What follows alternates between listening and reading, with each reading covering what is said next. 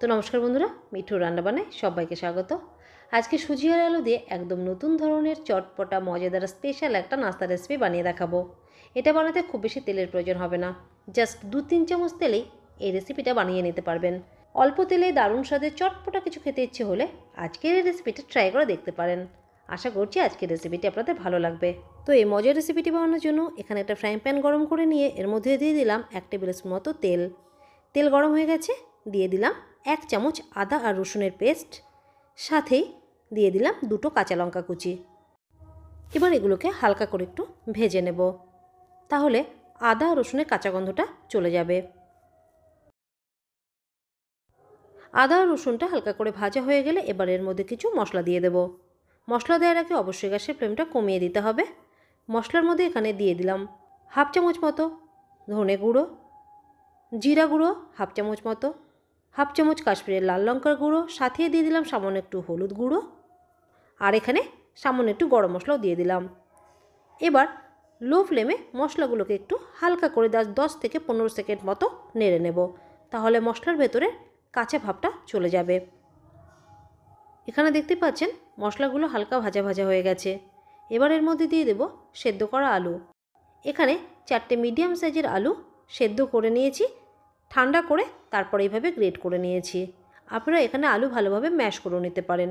এবার এর মধ্যে স্বাদ মতো দিয়ে দিলাম লবণ, আর চটপটার সাথে জন্য ছোটো চামচের 1 চামচ মতো দিয়ে দিলাম আমচুর পাউডার, আর ফ্রেশ কিছু ধনেপাতা কুচি। আমচুর পাউডার হাতের কাছে না থাকলে এর বদলে আপনারা এখানে লেবু রসও দিতে পারেন। এবার এখানে মশলার সাথে আলুটা ভালো করে মেশাতে হবে, আর এখানে এভাবে একটু চেপে চেপে দিচ্ছি, তাহলে আলুগুলো ভালোভাবে আর একটু ম্যাশ হয়ে যাবে আর মশলার সাথেও মিশে যাবে। তো এখানে এভাবে আলুটা মেশাতে মেশাতে 2 মিনিট মতো রান্না করে নিয়েছি, আর আলুর মিক্সারটা এখানটায় একদম রেডি। এবার গ্যাসের ফ্লেমটা বন্ধ করে এটাকে একটা পাত্রের মধ্যে নামিয়ে নিলাম।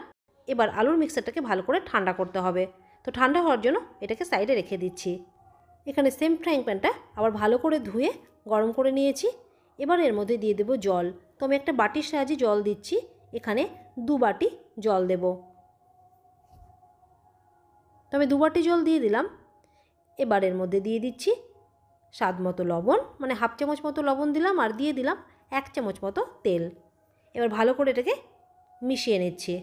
এবার গ্যাসের ফ্লেমটা বাড়িয়ে দিয়ে জলটা গরম করতে হবে। তো দেখতে পাচ্ছেন জল গরম হয়ে গেছে আর ফুটতেও শুরু করেছে।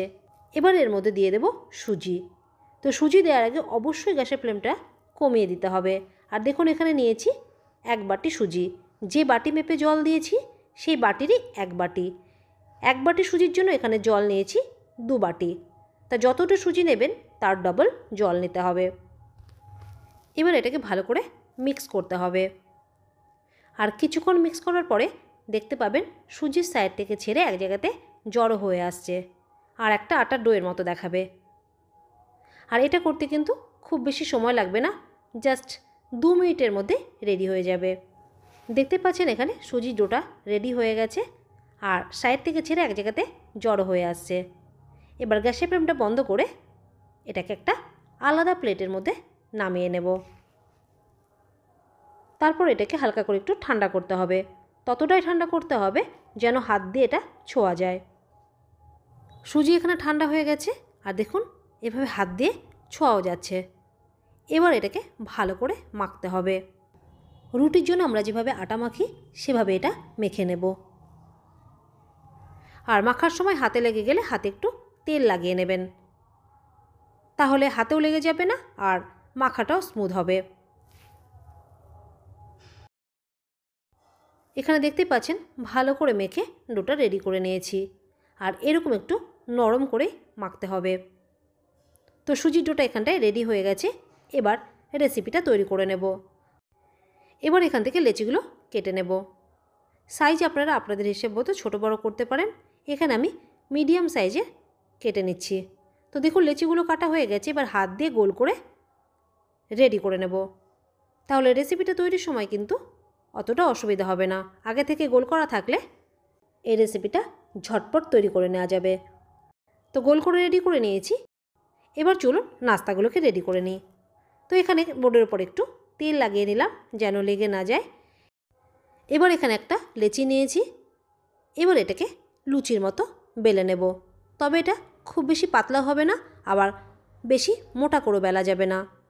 আর যেহেতু এটা সুজি দিয়ে তৈরি, তো সাইড থেকে কিন্তু হালকা হালকা একটু ফাটবে। এবার দেখুন এখানে একটা ছোট সাইজের স্টিলের বাটি নিয়েছি, আপনারা গ্লাসও নিতে পারেন।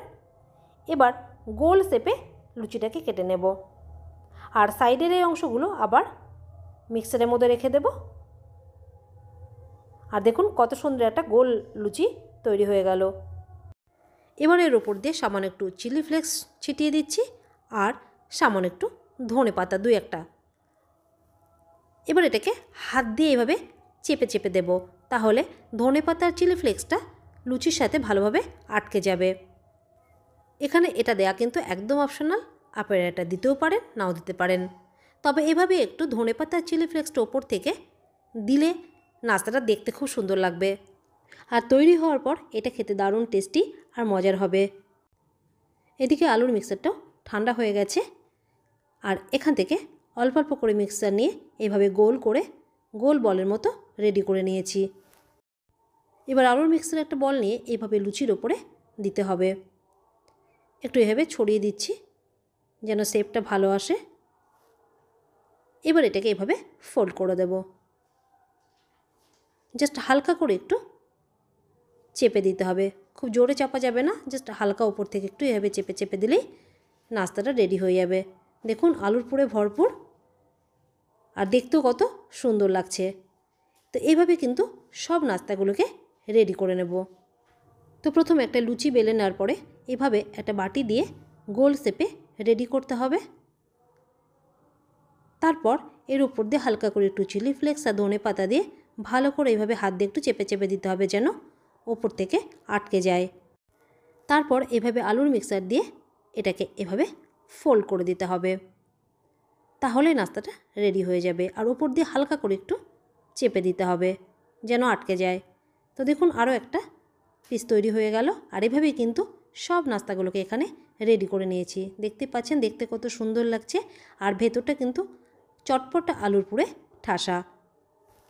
আর এইভাবে আগে থেকে তৈরি করে রাখলে নাস্তাটা তৈরি করতে কিন্তু খুব বেশি সময় লাগবে না। তো চলুন এবার এগুলোকে ভেজে নেওয়া যাক। তো আবারও ফ্রাইং প্যান নিয়ে এর মধ্যে দিয়ে দিলাম জাস্ট 2 চামচ তেল। এখানে কিন্তু এগুলো ভাজতে খুব বেশি তেলের দরকার হবে না। এবার একটা একটা করে পিস আমি এর মধ্যে দিয়ে দিচ্ছি, খুব বেশি একসাথে দেব না, এখানে আমি 5টা পিস দিয়ে দিলাম।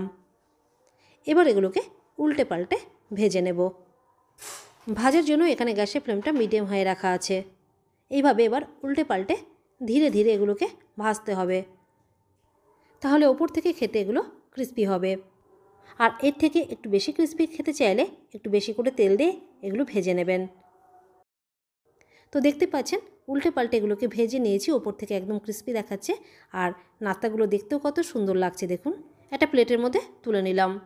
আর আপনারা যদি একদমই কম তেল খেতে পছন্দ করেন তাহলে জাস্ট 1 চামচের থেকেও কম তেল এর মধ্যে দিয়ে ভালো করে তেলটা ভেতরে লাগিয়ে নাস্তাগুলোকে দিয়ে এগুলোকে একটু ধীরে ধীরে ভেজে নেবেন। তবে এগুলো কিন্তু খেতে খুব বেশি ক্রিস্পি হবে না, এগুলো একটু খেতে নরম হবে। তো দেখুন এই নাস্তাগুলোকে ভেজে নিয়েছি আর দেখতে এগুলো কত সুন্দর লাগছে। এই নাস্তাগুলো আপনারা এমনিও খেতে পারেন, আবার সস চাটনি দিয়েও খেতে পারেন। সকাল বিকালে জলখাবারে বানিয়ে নিতে পারেন, আবার বানিয়ে বাচ্চাদের টিফিনও প্যাক করে দিতে পারেন। খেতে কিন্তু ভীষণ মজার হবে আর বাচ্চারা মজার সাথে খাবে। আজকের রেসিপিটি ভালো লাগলে লাইক শেয়ার করে প্লিজ চ্যানেলটিকে সাবস্ক্রাইব করে দেবেন। আজ এই পর্যন্তই, ভালো থাকবেন, সুস্থ থাকবেন, ধন্যবাদ।